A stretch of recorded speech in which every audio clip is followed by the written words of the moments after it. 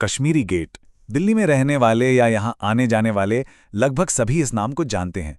पर यह नाम जितना आम सा लगता है ना, इसकी कहानी उतनी ही असाधारण और दिल दहलाने वाली है। चलिए आज इसकी कहानी की परतों को एक एक करके खोलते हैं। आजकल जब कश्मीरी गेट का नाम सुनते हैं तो दिमाग में क्या आता है? मेट्रो स्टेशन, आईएसबीटी, भीड़-भाड़, अपनी बस या मेट्रो पकड़ने की जल्दी, है ना? पर सोचिए, ये जो दीवारें हैं, ये सिर्फ एक ट्रांसपोर्ट हब का हिस्सा नहीं है। ये तो इतिहास की वो खामोश गवाह हैं जिन्होंने न जाने कितने तूफान अपनी आंखों से देखे हैं। तो सवाल यही उठता है कि आखिर इन दीवारों ने देखा क्या है? लाखों लोग, हर रोज लाखों लोग यहां से गुजर जाते हैं। हेडफोन कानों में, नजरें फोन पर, अपनी ही दुनिया में।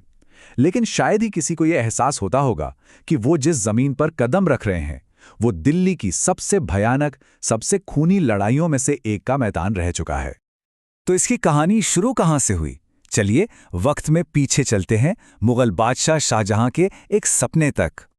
साल था 1638। शाहजहां ने एक नया शहर बसाया, शाहजहानाबाद, जिसे आज हम पुरानी दिल्ली के नाम से जानते हैं। अब शहर को महफूज रखने के लिए एक मजबूत दीवार बनाई गई और उसमें थे 14 बड़े दरवाजे। लेकिन ये दरवाज़ा, कश्मीरी गेट, सिर्फ शानो शौकत का प्रतीक बनकर नहीं रह गया। इसने वक्त के साथ बहुत कुछ देखा। इसने नादिर शाह का कहर झेला, मराठों का कब्जा देखा और फिर धीरे धीरे अंग्रेज़ों को दिल्ली पर हावी होते हुए भी देखा। और फिर आया साल 1857, जब ये दरवाज़ा बन गया एक विद्रोह का केंद्र। अच्छा, एक सवाल, इसका नाम कश्मीरी गेट ही क्यों पड़ा? कोई और नाम क्यों नहीं?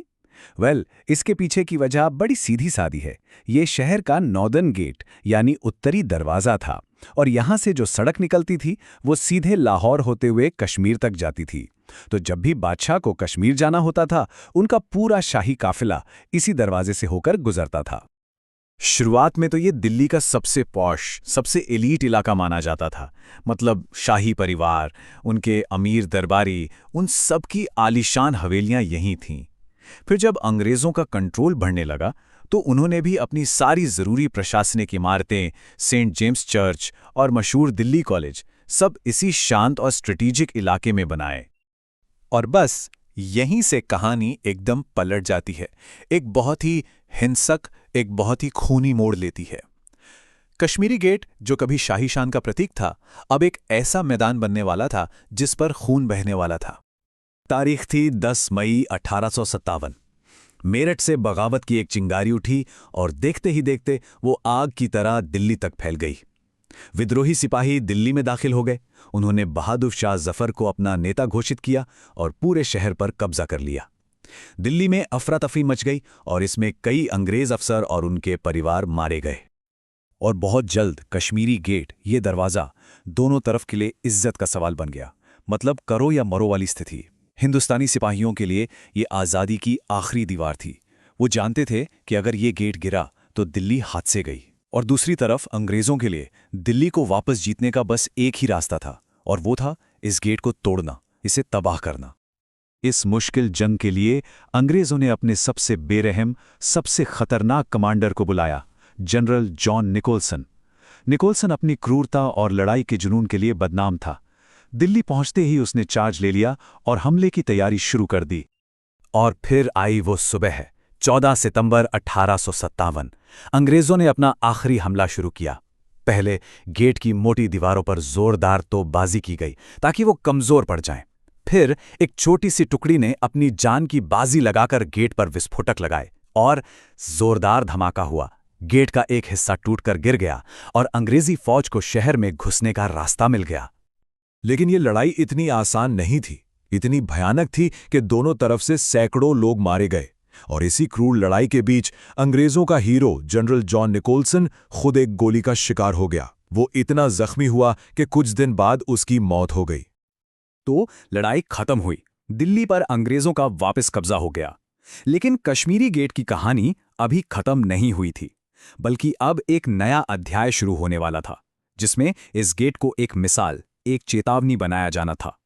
दिल्ली जीतने के बाद अंग्रेजों ने शहर को दोबारा आबाद किया, नई नई इमारतें बनवाईं, लेकिन उन्होंने जानबूझकर कश्मीरी गेट की मरम्मत नहीं कराई। उसे जैसा का तैसा टूटा फूटा छोड़ दिया। क्यों? क्योंकि वो चाहते थे कि ये खंडर, ये बर्बाद दरवाज़ा हर हिंदुस्तानी को रोज़ ये याद दिलाए कि अंग्रेजी हुकूमत के खिलाफ सर उठाने का अंजाम क्या होता है। अंग्रेज़ों ने इस जगह का पूरा नक्शा ही बदल दिया। इस टूटे हुए गेट को विक्ट्री मेमोरियल का नाम दे दिया। आसपास विद्रोहियों को सरेआम फांसी दी गई।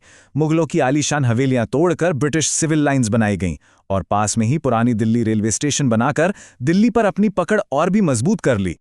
चलिए अब फास्ट फॉरवर्ड करके आज के टाइम में आते हैं और देखते हैं कि कैसे ये गहरा, ये खूनी इतिहास आज की भाग दौड़ भरी जिंदगी में कहीं गुमसा हो गया है।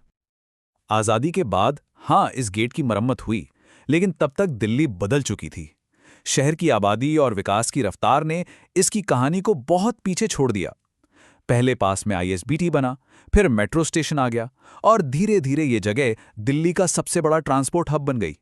और इसकी जो असली ऐतिहासिक पहचान थी वो इस नई आधुनिक चमक दमक में कहीं धुंधला सी गई।